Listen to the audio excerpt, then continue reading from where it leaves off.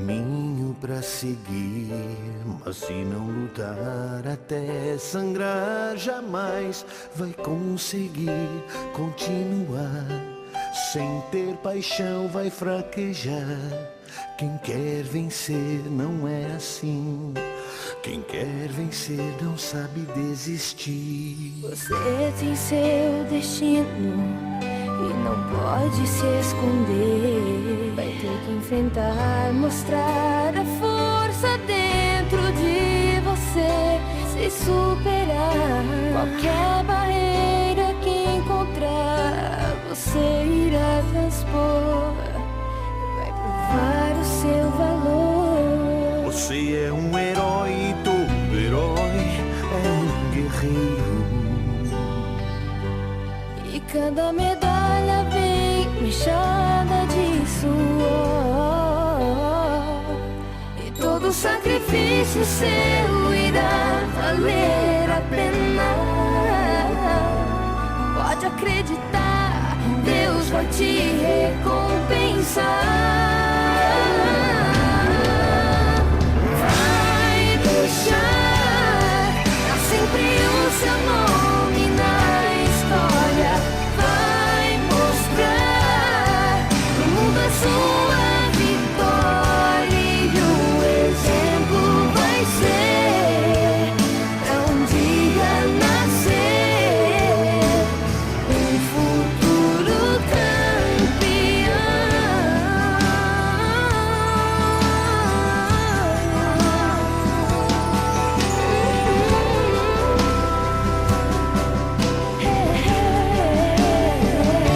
Você é um herói e todo herói é um guerreiro. E cada medalha vem manchada de suor.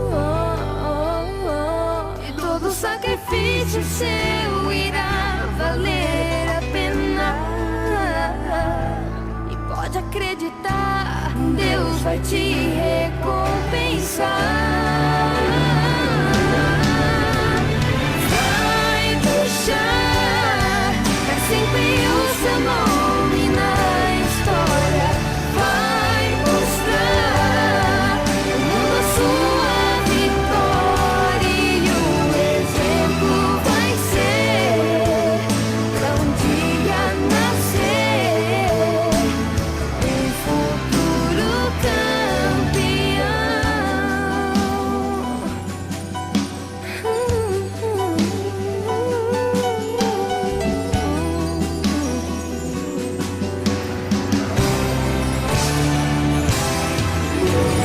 Vai deixar pra sempre o seu nome na história.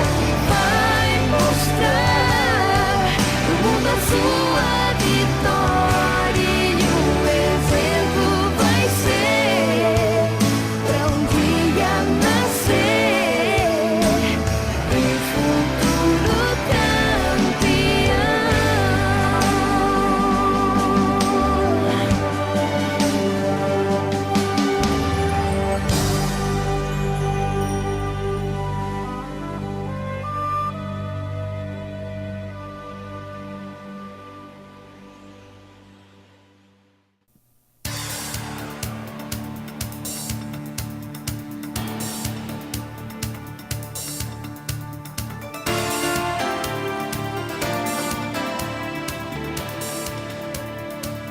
Muito boa noite, meu amigo, minha amiga. O nosso encontro de todo final de noite. Nosso ponto de encontro, programa Ponto de Equilíbrio. De segunda a sexta-feira. Acesse o nosso site www.programa.deequilibrio.com.br. Lá você vai ter acesso ao Facebook, ao Twitter, ao YouTube. Você pode mandar seu e-mail, criticar, elogiar, sugerir. Acesse o nosso site www.programa.deequilibrio.com.br. E hoje nós estamos recebendo Ricardo Shimozakai. Ricardo, muito obrigado por ter aceito o nosso convite, foi um prazer enorme te receber aqui. E nós vamos falar um pouquinho sobre a história do turismo adaptado. Primeiro eu queria que você explicasse para o nosso telespectador o que é o turismo adaptado E aonde você teve essa ideia de desenvolver o turismo adaptado? Bom, quero primeiro agradecer o convite. Acho importante colocar todas essas questões de acessibilidade, inclusão para a sociedade, que muitas vezes a informação fica um pouco escondida ou também como é uma temática por vezes meio complexa, às vezes as informações saem confusas, né? A questão do turismo adaptado, assim, eu adquiri minha lesão, me tornei cadeirante em 2001. Eu levei um tiro no sequestro relâmpago e naquela época eu quis seguir minha vida, assim, eu não passei por depressão, então... Desculpe, mas você falou que recebeu um tiro no sequestro relâmpago. E qual foi o dano que causou a você esse tiro? Foi uma lesão medular, né? A medula fica dentro da coluna, quando ela é lesionada, você acaba perdendo o movimento das pernas, né? Dependendo da altura da lesão, na verdade, se ela é mais perto da cabeça, na nuca, aí você perde o movimento dos braços também. Então, no seu caso foi das pernas? Isso, das pernas. Daí eu quis retomar a minha vida de antes, né? Eu quis seguir minha vida, apesar de ficar preso a uma cadeira de rodas, preso não, né? A cadeira de rodas, na verdade, a gente diz que faz parte do nosso corpo, né? Uma extensão do nosso corpo. Agora são as nossas pernas. Mas eu queria dar continuidade à minha vida, né? Eu já passeava, viajava bastante antes e quis retomar isso para mim novamente.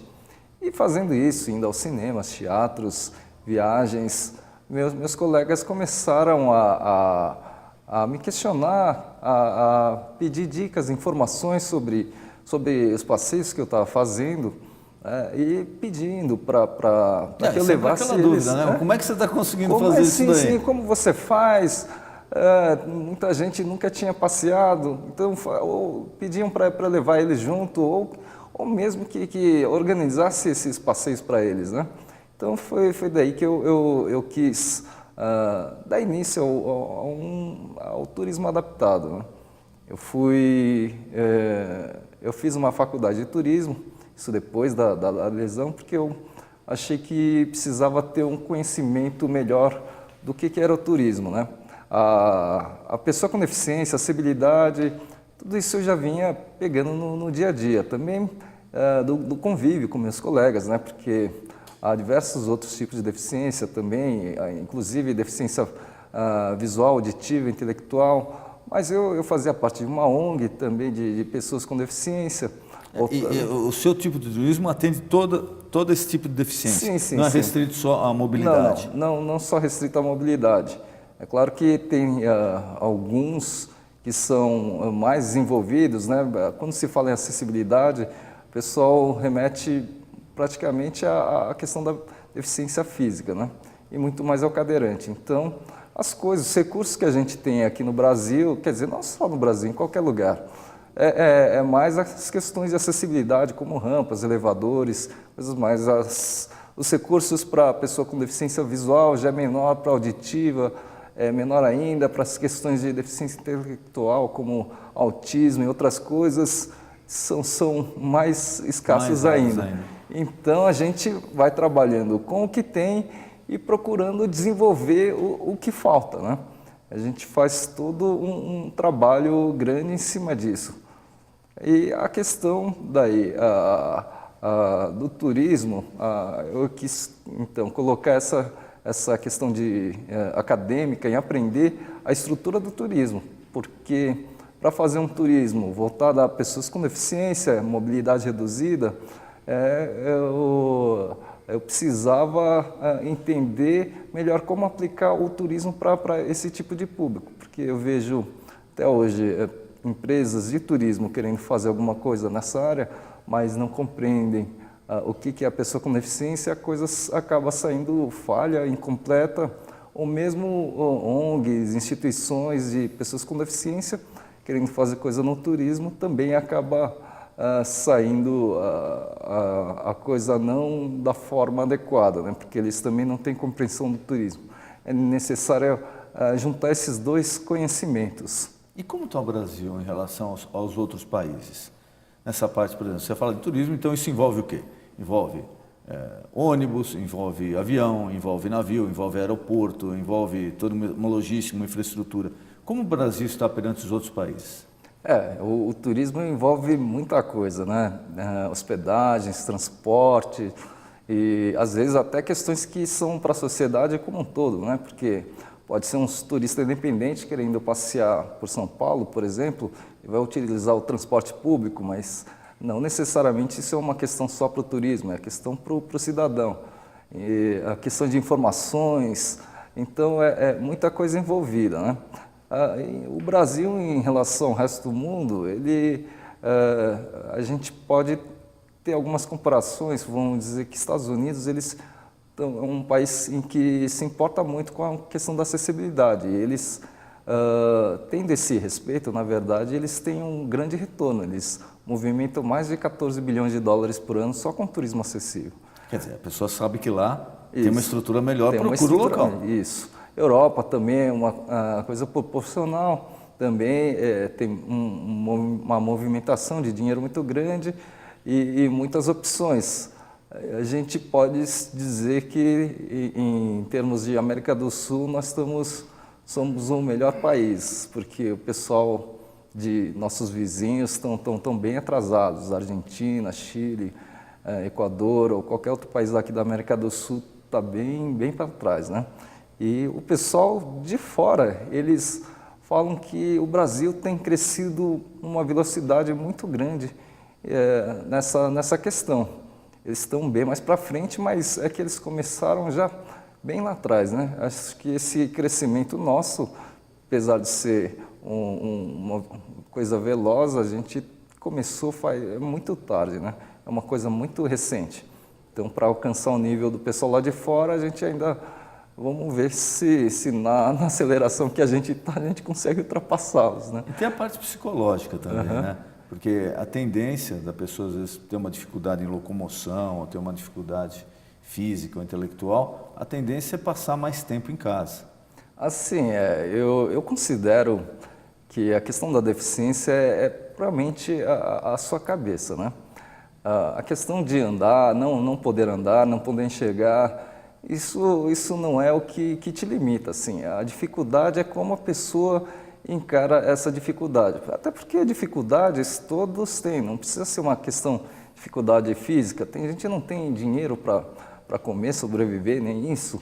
E diversos outros tipos de dificuldade. Tem saúde, mas não consegue porque também não tem dinheiro para viajar, ou para sair de casa, para passear. Então são inúmeras. A questão é você saber viver, saber ser feliz de acordo com aquilo que você tem. Claro, querer buscar sempre mais, mas eu não posso escolher, eu quero voltar a andar, não é assim.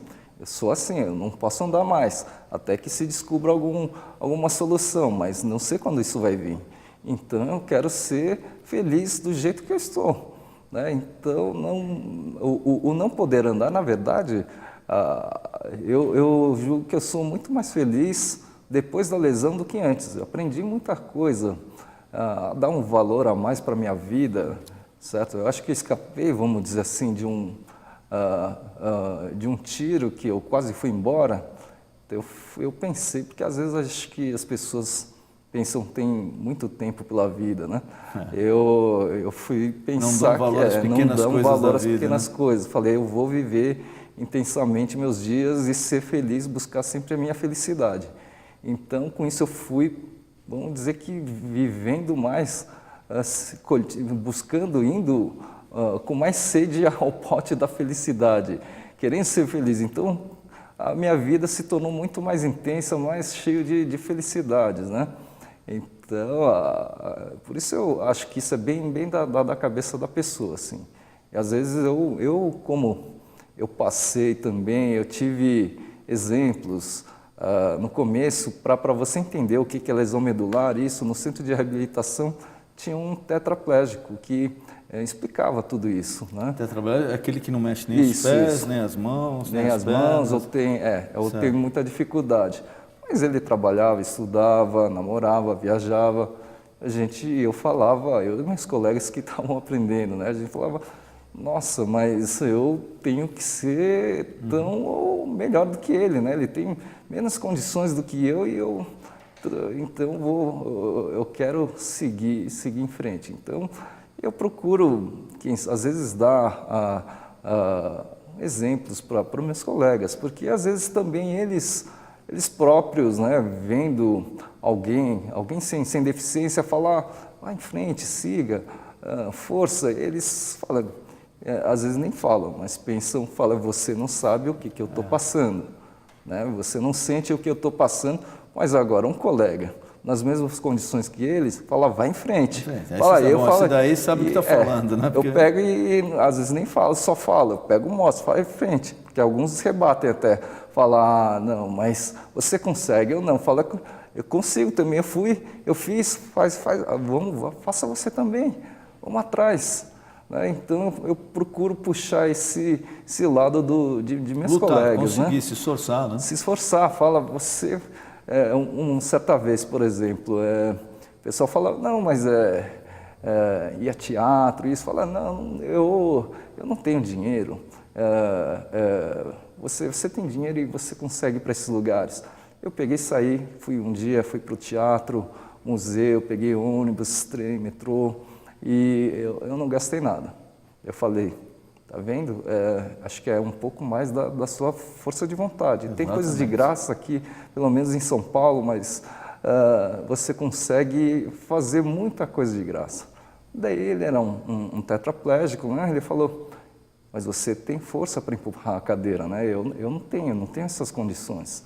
Também eu fui sair um dia inteiro e fui pedindo ajuda às pessoas. Eles me levaram até o ponto, me empurraram, colocaram no ônibus. E eu fui dando as indicações. O povo é solidário, Ricardo? Deixa eu te perguntar. Sim, não, principalmente o brasileiro, né? Às vezes até solidário ao extremo, vamos dizer assim.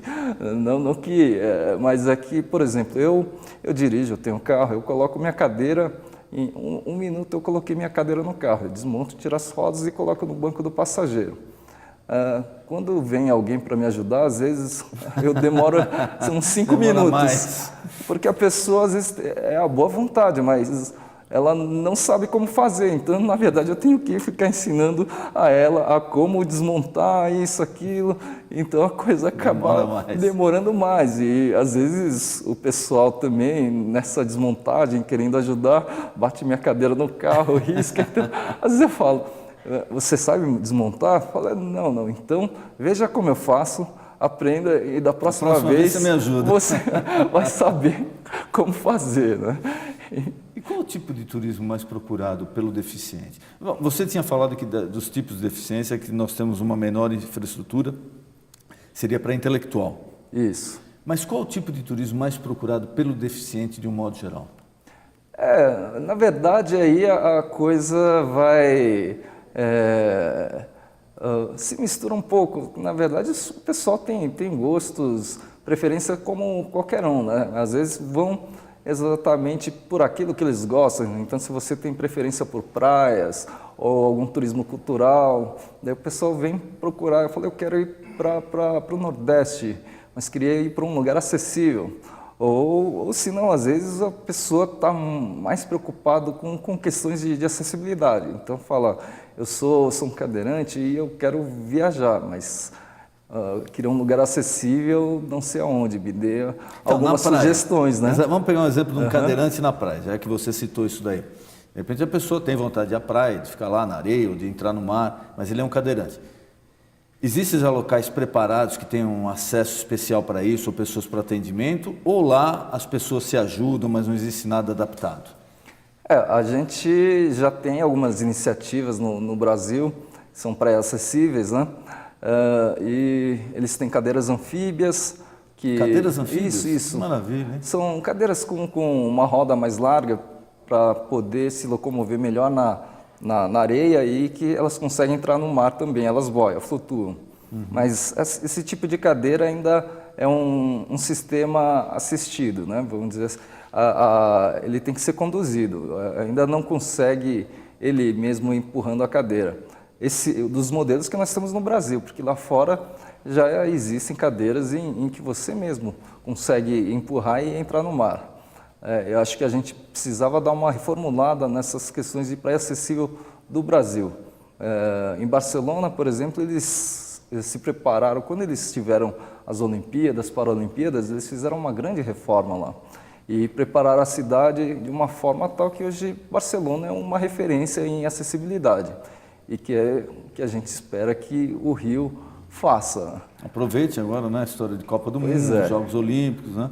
Fazer coisas boas também, não é só pegar um monte de dinheiro público e jogar em construção de estádio, né? Que depois a gente sabe como é que eles vão ficar, né? Então tem que aproveitar, já que vai ter a Copa do Mundo, Jogos Olímpicos, fazer coisa útil para o povo, para o deficiente, deixar um rastro de coisas aproveitáveis, né? Sim, sim. Então, em Barcelona eles têm uma praia permanente, acessível permanente. Na verdade, quer dizer, aqui no Brasil, além das cadeiras anfíbias, eles colocam uma espécie de esteira também, às vezes para você ter uma locomoção melhor. Então lá eles têm uma esteira, uma passarela, né, de madeira que fica permanente. Porque a praia acessível aqui também elas funcionam, tem datas, horários e locais específicos. Então, uma vez que eu fui experimentar a praia acessível do Rio, não me recordo exatamente qual a praia, mas eles funcionam de final de semana e de tal a tal hora. No final de semana aqui eu ia conhecer, choveu, então o programa foi cancelado. Eu voltei e não conhecia a praia.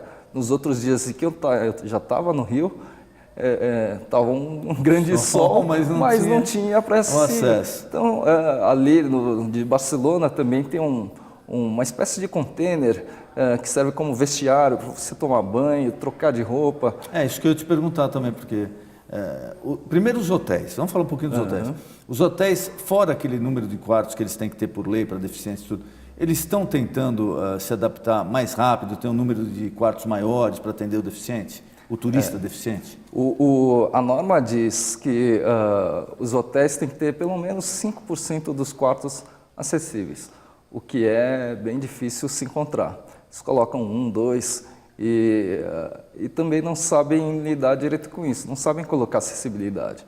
Eu elaborei um programa de acessibilidade hoteleira porque fiquei incomodado, né, de tudo isso que o pessoal fazia de forma errada ou incompleta, e às vezes eles chamavam arquitetos, falaram: arquiteto, eu quero acessibilidade no meu hotel, no meu quarto, mas o arquiteto também não sabia fazer a coisa direito, e então havia a preocupação do proprietário, mas até o profissional, ele dizia que entendia de acessibilidade e a coisa não saía certa, né? Então, nesse programa, eu vejo questões da acessibilidade arquitetônica, então você ter portas largas, rampas, a questão de equipamentos, você ter cadeira de banho para uma pessoa com deficiência física, campainha luminosa para surdos, questões de atendimento, então você vai receber um cego, acompanha o cego até o quarto, daí você já vai mostrando o caminho, apresente o quarto, fala: aqui está o banheiro, aqui está a cama, aqui está o armário. Instrua a camareira para, quando for limpar o quarto do cego, você deixe limpo, mas deixe tudo o que ele deixou, o copo, o coisa, tudo no local onde ele deixou. Quando vai receber um cadeirante, também desça a toalha, o cobertor, que às vezes fica lá em cima e a gente não tem condições de alcançar. Da questões da promoção também, de você colocar esse indicativo no seu material promocional, um folheto, no site, então mostrar quais são as acessibilidades que você tem no seu hotel. Então, uma coisa mais completa, né? E os parentes, Ricardo? Normalmente o parente vai junto com o deficiente quando ele viaja nesse turismo, não vai, tem gente que prefere ir com parente, tem gente que fala: não, vou me virar mesmo, vou aprender, quero ver como é que eu me saio sozinho. A gente também está numa evoluções de comportamento, né, da própria pessoa com deficiência.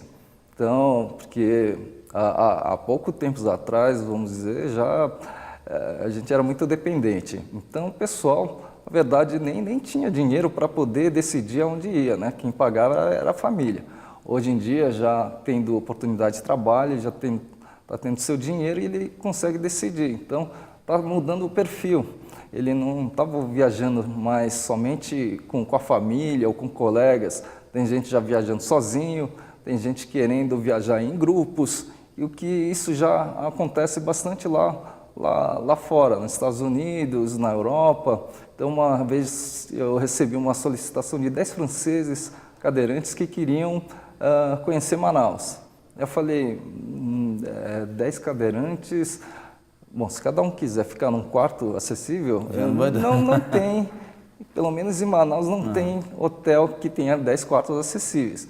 Eles falaram, não, a gente, se der para entrar a cadeira no quarto, no banheiro, o resto a gente se vira. Porque já era um pessoal mais viajado, na verdade cada um ia com acompanhante, então ia ter 20 pessoas no quarto, então o hotel que ia receber um grupo grande, ia ter... então se o pessoal começa a prestar atenção nesse segmento, ele vai ter um bom retorno. A questão de viajar está sendo muito variada, seja individualmente ou até em grupos. Eu tenho recebido muitos pedidos, né, de pessoas querendo serem incluídas em grupos de pessoas com deficiência, porque elas se sentem mais confortáveis. Outros dizem que não, eles não querem ir num grupo convencional, porque senão eles acham que seria uma exclusão. Então tem opiniões de todo tipo, né? E essa questão de colocar, né, a pessoa com deficiência num grupo convencional precisa ser bem vista, né? Porque a gente também não pode atrapalhar o grupo, por exemplo, com uma pessoa que ela anda muito devagar, então ela não consegue acompanhar o passo do grupo, ela vai acabar atrapalhando o grupo, né? A não ser que ela aceite ir numa cadeira de rodas e ir acompanhando. O que eu já fiz isso uma vez para a Disney, assim, uma agência veio me pedir, falou, eu tenho um cadeirante aqui, negócio, o que eu faço? Faz um cadeirante é uma coisa muito ampla, né? Fala, qual o problema dele? O que ele tem? Falei, ele tem paralisia cerebral. Então, mas paralisia cerebral, ainda assim, tem pessoas que andam e tem gente que precisa de muito auxílio. Falei, consegue ficar de pé? Daí ele conseguia ficar de pé. Então, a gente encaixou num grupo convencional, porque ele ia de cadeira de rodas, ia mais a esposa, a mãe, alguém junto que empurrava e na hora de entrar nos brinquedos, apesar que a Disney aceita muitas cadeiras em vários brinquedos, mas alguns você não consegue, você tem que... você consegue até chegar do lado do brinquedo, mas você tem que se levantar para entrar. Mas ele conseguia, então ele não ia atrasar ninguém, não ia atrapalhar ninguém. O negócio ele foi num grupo convencional. E dos aviões? Vamos falar um pouquinho dos meios de transporte para o turismo, não no meio urbano aqui. Mas nós temos o avião, temos o ônibus, temos o trem, temos... sim. Sei lá, N alternativas. Existe também, se estipula um número no avião, uma área especial para deficiente, no trem, no ônibus, ou ainda não existe essa determinação? Não exatamente, até havia, não se coloca exatamente um número, né, de locais específicos para pessoas com deficiência. Na verdade, no avião... não, por questões de segurança, você não vai na cadeira de rodas. Isso é possível no trem, no ônibus, acho que em todos os lugares, menos no avião. Então, você é transportado, depois é transferido para a poltrona do avião e a sua cadeira é despachada como bagagem, né? A questão, em voos internacionais, você tem a possibilidade de ir até o banheiro, né? Porque às vezes são viagens longas, 12 horas ou coisas mais, então é utilizada uma cadeira interna em que você é transportado até o banheiro, que você consegue entrar com essa cadeira interna. Em trens, por exemplo, aqui nossos trens já são bem antigos, mas na Europa há trens modernos, você tem acesso, banheiro bem acessível, preparado para isso. tudo, e os ônibus também. Então, os ônibus agora também estão melhorando um pouco mais, tanto esses ônibus urbanos, mas os rodoviários ainda é um problema. Eu faço parte de uma comissão de acessibilidade, né, da ABNT, e a gente está discutindo bastante essa questão de acessibilidade, como ser um ônibus rodoviário, de características rodoviárias e acessível. Na verdade, eu só conheço 2 que realmente possam se citar acessíveis, que tem plataforma e que te leva até o pavimento das poltronas. Uma é daqui de São Paulo e outra é de Natal. O problema é que a norma ela permite as opções de acessibilidade que existem na norma antiga, são a plataforma, tem alguns e também uma cadeira de transbordo. Então você passa da sua cadeira para essa outra cadeira menor que e circula ele dentro, né? Você é puxado até lá em cima. Mas na verdade pouca gente utiliza isso. Eu vejo que alguns terminais possuem essa cadeira de transbordo, mas é só para o terminal inteiro. É um caso estranho também, né? Daí, caso chegue alguma fiscalização, eles apresentam a cadeira. Eles tiram a culpa, né? Mas, na verdade, todo ônibus deveria, porque ter essa cadeira. É isso que permite, é o que muita gente vê, os ônibus com símbolo de acessibilidade. Aquilo está correto, desde que o ônibus tenha a cadeira de transbordo, porque uma parada no meio da rodovia, eu quero ir para o banheiro, então não adianta ter somente no terminal. Precisa ter. Precisa se deslocar ali. E mesmo assim, na verdade, nem as próprias empresas oferecem esse tipo de equipamento. Eles não, eles preferem te carregar no braço mesmo. Então, e também o pessoal também não sabe operar. Eu já quase caí, vários amigos também se sentem muito inseguros.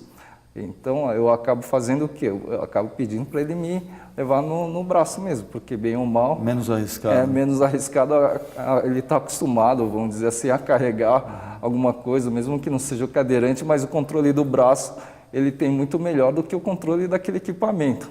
Então, a gente acaba se sujeitando a isso. A gente está querendo eliminar essa opção de cadeira de transbordo para colocar questões da plataforma, né? Porque enquanto isso tiver como opção, nenhuma empresa vai querer colocar plataforma. Todo mundo pega essa cadeira de transbordo. Ricardo, nosso programa está terminando. Eu queria mais uma vez agradecer a tua presença, ter aceito o nosso convite aqui. Queria te colocar à disposição algo que eu não perguntei, algo que você queria falar, esclarecer para o nosso telespectador. Fique à vontade. Sim, né, eu agradeço e eu quero dizer que quem quiser acompanhar, tiver mais informações, acessar, se você procurar turismo adaptado na internet, você acha com certa facilidade, né? A gente também está no Facebook, no Twitter, YouTube, e todos os canais de mídia, coloco informações diariamente ali para o conhecimento das pessoas, do que há de novo, o que é interessante e, às vezes, muitas coisas que a gente tem criado e surgido, né? Ricardo, mais uma vez, muito obrigado. Foi um prazer te receber aqui. Você já sabe, o nosso encontro de todo final de noite. Programa Ponto de Equilíbrio. Boa noite.